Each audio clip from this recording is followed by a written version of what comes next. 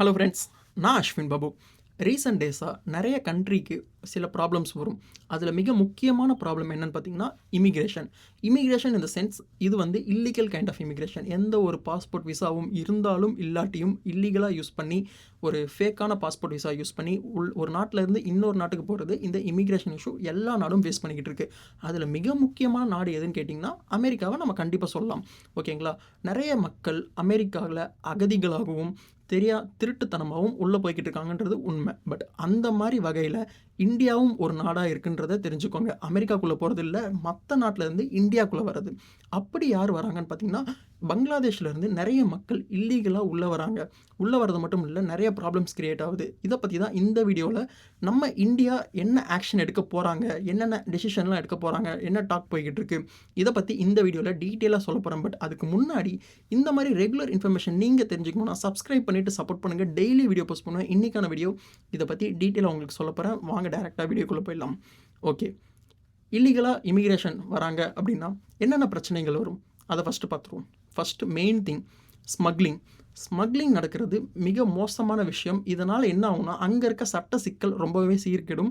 அது மட்டும் இல்லாமல் ஸ்மக்லிங்னா நார்மலாக கோல்டு, மணி, பணத்தை இதை மட்டும் ஸ்மக்கிள் பண்ண மாட்டாங்க. இவங்க பண்ணுறது வந்து பார்த்திங்கன்னா, ஒரு நாட்டுக்கும் இன்னொரு நாட்டுக்கும் போர் உண்டாகிறதுக்கு ரீசனும், அங்கே ஒரு பாம் த்ரெட்டை உருவாக்குறதுக்கு, வெப்பன்ஸை வந்து ஸ்மக்லிங் பண்ணுறதுக்கு இந்த இல்லீகல் இமிக்ரேஷன் ரொம்பவே ஈடுபட்டுக்கிட்டு இருக்காங்கன்றது தெரிஞ்சுக்கோங்க. இதெல்லாம் தாண்டி மிக முக்கியமாக உள்ள வருது என்னன்னு பார்த்திங்கன்னா, ட்ரக்ஸ். இதனால் அந்த சமுதாயமே சீரழியும்.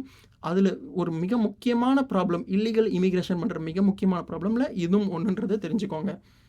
ஓகேப்பா, இதெல்லாம் ப்ராப்ளம் எல்லாம் இருக்குது, இல்லீகலாக வர்றது தப்பு தான், எல்லாம் ஒரு பக்கம் இருந்தாலும் அதுக்கு இந்தியா என்ன ஸ்டெப் எடுக்க போகிறாங்க, என்ன பிளான் போய்கிட்டு இருக்குன்னு பார்த்தீங்கன்னா, இங்கே தான் ஒரு ட்விஸ்ட் இருக்குது. யூஸ்வலாக நம்மளுடைய முன்னோர்கள், நம்மளுடைய அரசர்கள் காலத்திலலாம் தன்னைத்தானே தன்னுடைய பார்டரை பாதுகாத்துக்கிறதுக்கு என்ன பண்ணுவாங்க, மோஸ்ட்லி ஃபென்ஸ் அமைப்பாங்க, செக்யூரிட்டி கார்ட்ஸ் போடுவாங்க. ரொம்ப கிலோமீட்டருக்கு முன்னாடியே வந்து ஆட்களை நிப்பாட்டி யாரும் உள்ளே வராங்களா போகிறாங்களான்றதை சர்வேலன்ஸ் பண்ணுவாங்க. கொஞ்சம் கொஞ்சமாக அட்வான்ஸ் ஆக ஆக சில டிஃப்ரெண்ட் கைண்ட் ஆஃப் டெக்னிக்ஸ் அவங்க யூஸ் பண்ணுவாங்க. ஃபார் எக்ஸாம்பிள், அங்கே இருக்க விலங்குகளை யூஸ் பண்ணுவாங்க. ஒரு காட்டு விலங்குகளை யூஸ் பண்ணுவாங்க. crocodiles யூஸ் பண்ணி அங்கே இருக்க அகழிகள், அங்கே இருக்க ஆறுகள், ஏரிகள், இந்த மாதிரியான இடத்துல இதுவே வந்து ஒரு நேச்சராக எப்படி சொல்கிறது, ஒரு crocodiles, வினமஸ் ஸ்னேக்ஸ் இதெல்லாம் வந்து ஒரு நேச்சரான ஒரு ப்ரிடெக்டரே வந்து பார்த்திங்கன்னா தனக்கு ஒரு பாதுகாப்பாக வந்து யூஸ் பண்ணிக்கிறது ஒரு நார்மலான விஷயம். இது அந்த காலத்தில் நடந்திருக்கு.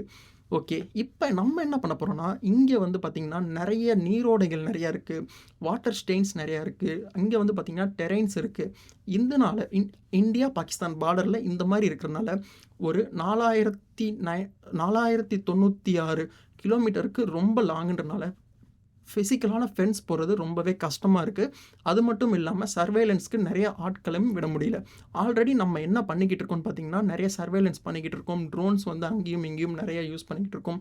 இதெல்லாம் இத்தனை நாளாக யூஸ் பண்ணிக்கிட்டு இருக்கோம். பட் அப்படி இருந்தும் நம்மளால் வந்து தடுத்து நிறுத்த முடியல. அப்படின்ற ஒரு காரணத்துக்காக இந்தியா என்ன ஸ்டெப் எடுக்க போகிறாங்கன்னு பார்த்தீங்கன்னா, அந்த இடத்துல அந்த காலத்தில் என்ன யூஸ் பண்ணமோ அதே மாதிரி crocodiles மற்றும் அது மட்டும் இல்லாமல் ஒரு விஷத்தன்மையுடைய நச்சுத்தன்மையுடைய பாம்புகளை யூஸ் பண்ணலாம் அப்படின்னு சொல்லிட்டு ஒரு டாக் போய்கிட்டு இருக்குது. பட் இது இன்னமும் கன்ஃபார்ம் ஆகப்படலை. டாக் போகிறது உண்மை தான், பட் ஆனால் இது வந்து அப்ளிகபிள் இன்னும் பண்ணவே இல்லைன்றது தான் உண்மை.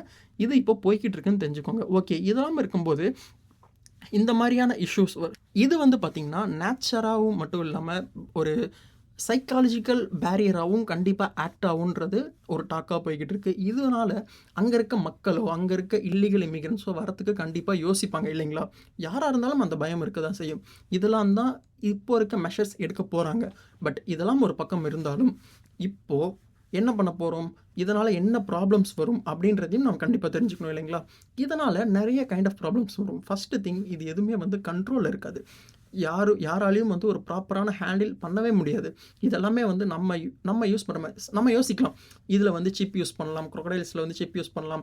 ஏன்னா இதோட இனப்பெருக்கத்தை யாராலையும் கண்ட்ரோல் பண்ண முடியாது. அது மட்டும் இல்லாமல் எப்போ நம்ம வந்து ஒரு நேச்சரான மேட்டரில் ஒரு நேச்சரான விஷயத்த கொண்டு போய் நம்ம வந்து ஒரு செயற்கையான முறையில் நம்ம பயன்படுத்துகிறோமோ, கண்டிப்பாக அது நம்மளுடைய கட்டுப்பாட்டை விட்டு தாண்டி தான் போகும். ஒன்று சீக்கிரமாக அந்த அடாப்ட் ஆகாமல் இறந்து போகும். அப்படி அடாப்ட் ஆனாலும் கட்டுப்படுத்த முடியாது. இனப்பெருக்கத்தை கட்டுப்படுத்த முடியாது.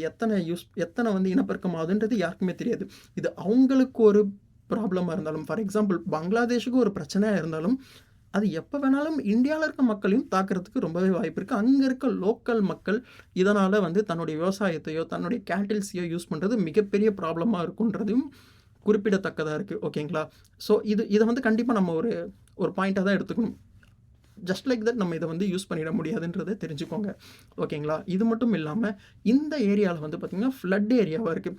நிறைய டைம்ஸ் வந்து அந்த ஏரியாலலாம் வந்து ஃப்ளட் வந்திருக்கு. அப்படி வரும்போது என்ன ஆகும், நமக்கு ஆப்வியஸாக தெரியும், அங்கே இருக்க நம்ம யூஸ் பண்ணுற போகிற அந்த செயற்கையான ஒரு crocodiles-ஐயோ அங்கே இருக்க ஸ்னேக்ஸையோ நம்ம எடுத்துகிட்டு போய் விட்டோம்னா கண்டிப்பாக அந்த ஃப்ளட்டு மூலயமா இந்தியாவுக்குள்ளும் வரக்கூடும்.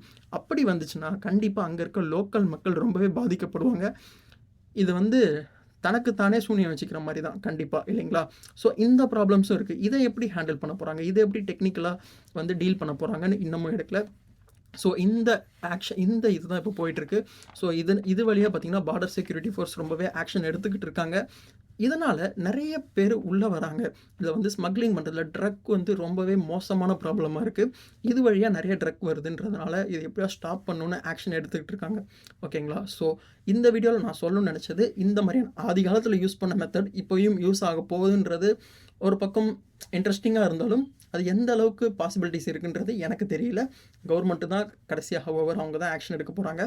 பட் நீங்கள் சொல்லுங்கள், இந்த வீடியோ பார்த்துட்டு நீங்கள் சொல்லுங்கள், இது வந்து ப்ராப்பரான ஆக்ஷனா, இது வந்து எடுத்தால் கரெக்டாக இருக்குமா, இல்லை ஃபென்ஸ் தான் போடணும், இல்லை சிசிடிவி கேமரா தான் வைக்கணும், சிசிடிவி கேமரா வச்சா எத்தனை கிலோமீட்டருக்கு சிசிடிவி கேமரா வைக்க போகிறாங்க, எந்த அளவுக்கு டீல் பேச போகிறாங்க. ஃபார் எக்ஸாம்பிள் எனக்கு என்ன தோணுது அப்படின்னு பார்த்தீங்கன்னா, ஃபஸ்ட்டு அந்த கவர்மெண்ட் கிட்ட பேசணும். அந்த கவர்மெண்ட் கிட்ட கேட்டிருந்து நம்ம 2 கவர்மெண்ட்டும் ப்ராப்பரான ஆக்ஷன் எடுத்தால் மட்டும்தான் இந்த இல்லீகல் இமிக்ரெண்ட்டை தடுக்க முடியும்னு தெரிஞ்சுக்கோங்க. பட் ஆனால் ஃபார் எக்ஸாம்பிள் நான் முன்னாடியே சொன்ன மாதிரி அமெரிக்கா எடுத்துக்கோங்களேன், அங்கேயே அவங்கள்ட்ட இல்லாத டெக்னாலஜி இல்லை, அவங்கள்ட்ட இல்லாத சூப்பர் பவர் இல்லை, எல்லாமே இருந்தாலும் அவங்களாலையும் இப்போ வரைக்கும் அவங்களால கண்ட்ரோல் பண்ணவே முடியல. ஏன், அமெரிக்கா பக்கத்திலே இருக்குது மெக்சிகோ. ஓகேங்களா? கிட்டத்தட்ட அமெரிக்காவை சேர்ந்தது தான் அது.